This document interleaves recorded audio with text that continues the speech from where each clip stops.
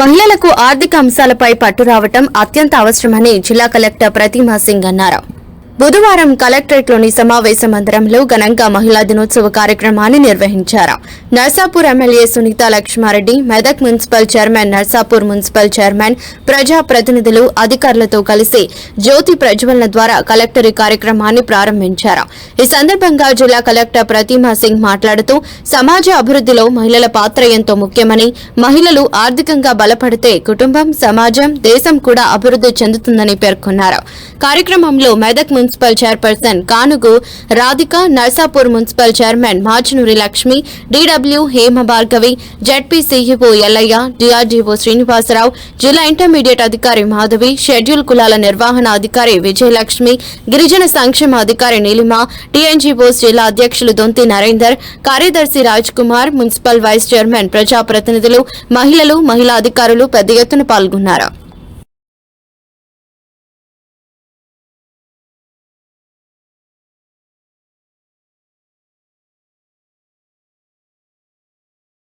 ఈరోజు చాలా సంతోషకరమైన దినమా, బాధాకరమైన దినమా, అసలు మనం ఎందుకు చర్చించుకోవాల్సింది అనేది ముందుగా మనం బాగా ఆలోచించాలి.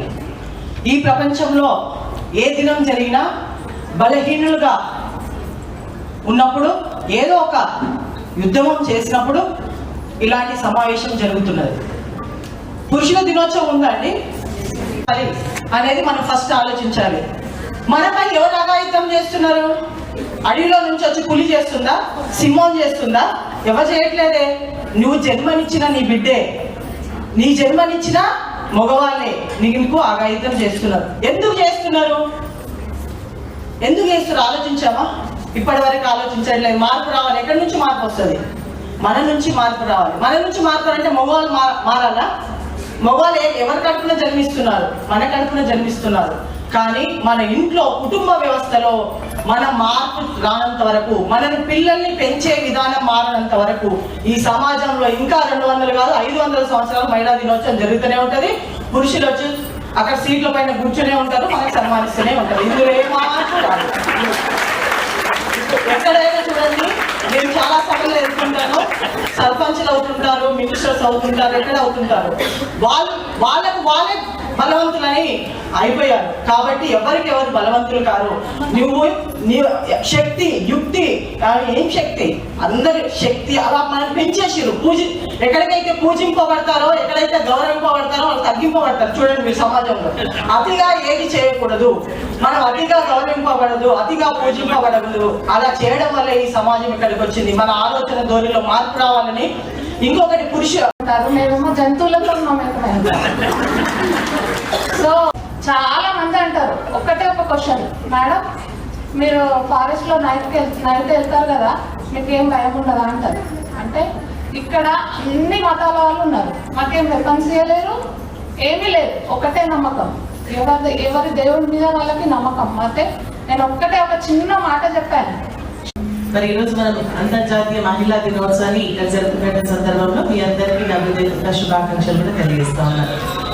నిజంగా కూడా మన మహిళా దినోత్సవం ఎందుకు జరపాల్సి వచ్చిందంటే, గతంలో మహిళలు కేవలం వంటింటికి పరిమితం కావాలని, ఒకవేళ బయటకు వచ్చి పనిచేసినా కూడా వాళ్ళకి ఎంత పనివేళ మార్పు అంటే మనం ఎక్కువ సమయం పనిచేసేది, మగవాళ్ళు తక్కువ సమయం పనిచేసేది. కానీ వారికి వేతనం ఎక్కువ ఉంటుండే, మనకు వేతనం తక్కువ ఉంటుండే. మరి అదేవిధంగా ఏంటంటే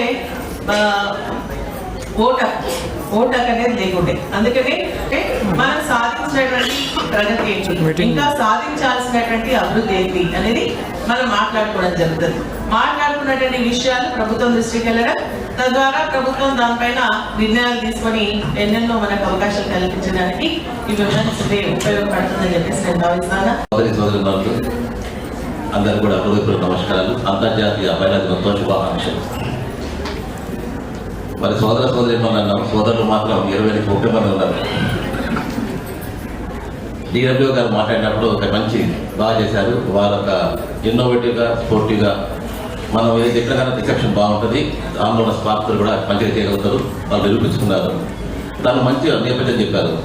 అంతర్జాతీయ లేకుండా ఎవరికైనా మన పిల్లలకు పెళ్లి చేస్తామా అన్నారు. అన్నదా కదా, అప్పుడు ఎవరు మాట్లాడలేదు, ఇప్పుడు మాట్లాడారు. ఇక ఎక్కడికి మార్పు వస్తుంది? మార్పు ఇక్కడి నుంచే రావాలన్నారు. ఎక్కడి నుంచి వస్తుంది? రేణుక వాడు అడిగారు. అవునా? మారవలసింది మనం కాదు, పురుషులు మారాలన్నారు. పురుషులు ఏది? ఈ మహిళా దినోత్సవంలో కంపల్సరిగా పురుషులు పిలవలసిందే. పిలిచిన తర్వాత వాళ్లకు పెట్టవలసిందే. ఈ బోధన మొత్తం మనకు మనంగా డిస్కస్ చేసినప్పుడు మెసేజ్ పోనే పోదు. నేను రిక్వెస్ట్ ఆన్ దిస్ డాన్స్ ఇతర ఎక్కువసార్లు మాట్లాడినప్పుడు అంతర్జాతీయ మహిళలు చేసినప్పుడు కంపల్సరీ వాళ్ళ భార్య పిల్లలు కూడా చేద్దాం. భర్తలు వాళ్ళ పిల్లలు అందరితో ఉంటే వీరు ఇచ్చిన మెసేజ్ డైరెక్ట్ గా వాళ్ళకు ఇన్స్పైర్. దానివల్ల కొంతవరకు మార్పు వస్తుంది. మాట్లాడుతున్నారా ఫస్ట్ కొద్ది రోజులు అర్థం కాలేదు. వెళ్తా ఉంటే ఒకరు లాగడానికి ప్రయత్నం చేస్తారు, కానీ దాన్ని మనం పట్టించుకోకుండా ముందుకు వెళ్తేనే అంతిమంగా మనం అనుకున్నది సాధించగలుగుతాం. మనం ఏదైతే చేయాలనుకుంటున్నామో అది